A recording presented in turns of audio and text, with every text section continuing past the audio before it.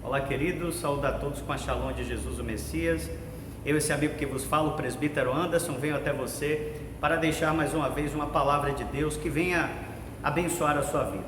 Mais uma vez eu quero pedir a você que está acompanhando aqui, que você deixe aí o seu like, você pode comentar, compartilhar. Você que ainda não se inscreveu no nosso canal, se inscreva, nos ajude a fortalecer o nosso canal para que esta mensagem possa chegar ao coração de muitas pessoas.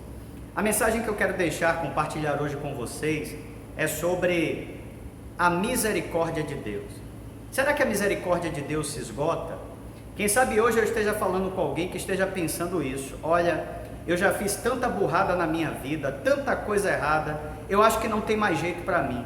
A minha vida está tão ruim, eu estou vivendo assim num fundo de poço tão cruel, tão terrível, por tantas coisas erradas que eu já fiz, tantos erros que eu já cometi, tantas decisões precipitadas que eu já tomei. Então, acho que não tem mais jeito para mim, acho que o meu fim vai ser esse mesmo. Acho que nem Deus vai se compadecer mais de mim. Quem sabe você esteja pensando assim. Eu quero dizer uma coisa para você. A Bíblia, que revela o caráter de Deus, as Sagradas Escrituras, ela declara no Salmo 107 que as misericórdias do Senhor não têm fim. Salmo 107, versículo 1, a Bíblia diz: louvai ao Senhor, porque as suas misericórdias duram para sempre. A misericórdia de Deus não se acaba, não se esgota. O que precisa haver, o que há necessidade de acontecer, é um reconhecimento de que você errou e se chegar a Deus e pedir a Ele que se compadeça, clamar pelas misericórdias dele, pela bondade dele, para que essas misericórdias e essa bondade de Deus possa nos atingir, possa atingir você, querido, que está nessa situação. A Bíblia fala em Lucas capítulo 15 de um homem, uma parábola que o Senhor Jesus contou, chamando ele de filho pródigo. Ele pediu a parte que lhe cabia na herança ao seu pai, porque ele dizia: olha, pai, eu quero seguir o meu caminho, eu não quero mais ficar na sua casa. E fazendo isso, ele considerou seu pai como morto, como se não valesse nada para ele, porque todos sabemos que a herança é concedida ao filho quando o pai morre, quando o progenitor morre. Naquele tempo antigo, o patriarca morria, o filho mais velho então assumia, recebia a sua herança, bem como também os outros. Então ele estava declarando para o seu pai que ele estava morto, que ele não valia mais nada para ele. Eu quero a minha herança e quero seguir a minha vida, quero viver do jeito que eu quero. E o pai atendeu o pedido dele, deu a sua parte que cabia na herança. E essa parábola do filho pródigo, Lucas capítulo 15, o Senhor Jesus vai dizer que este jovem, ele foi para uma terra bem distante, e chegando ali ele gastou toda a sua herança, o seu dinheiro dissolutamente, bebendo, com meretrizes, e ficou na miséria. E chegou um momento que houve fome naquela terra onde ele estava, e ele padeceu muita necessidade, e foi trabalhar cuidando de porcos, e desejava comer as alfarrobas, era um tipo de planta que se dava para os porcos comerem. Ele desejava comer daquela comida que se dava aos porcos, mas ninguém lhe dava nada.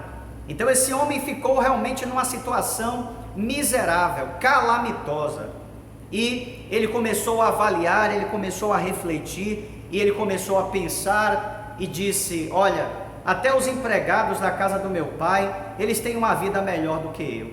Será que o meu pai poderia me aceitar de volta? Será que ele poderia me receber? Será que haveria ainda oportunidade para mim? Será que o meu pai teria condições de ter misericórdia de mim? Eu já sei, eu vou fazer o seguinte: eu vou voltar para a casa do meu pai e vou dizer para ele: pai, pequei contra ti e contra o céu, eu já não sou digno de ser chamado teu filho, me aceite pelo menos como um dos teus empregados. Então ele, com esse pensamento, ele arrasou dessa forma e voltou para a casa do seu pai. E nessa parábola o Senhor Jesus disse que o seu pai o avistou de longe quando ele estava chegando, e correu ao seu encontro, e ele tentou falar com o seu pai e dizer: olha, pai, eu pequei contra ti, pequei contra o céu, me aceita como um dos seus empregados, porque eu não sou digno mais de ser chamado seu filho. O pai não quis saber daquela conversa dele, colocou sandália nos pés porque ele estava descalço, e naquele tempo quem andava descalço eram os escravos, e ele era filho, e o seu pai restitui a ele a autoridade de filho. Então coloca a sandália nos pés, um anel no dedo, que também representava a autoridade patriarcal. O anel era utilizado no tempo antigo para selar documentos, representava a autoridade de um rei, de um monarca, de um patriarca. E mandou matar um bezerro cevado, porque dizia: vamos fazer uma festa, porque esse meu filho estava morto e reviveu, estava perdido e foi achado. Nessa parábola, o Senhor Jesus está mostrando como Deus é.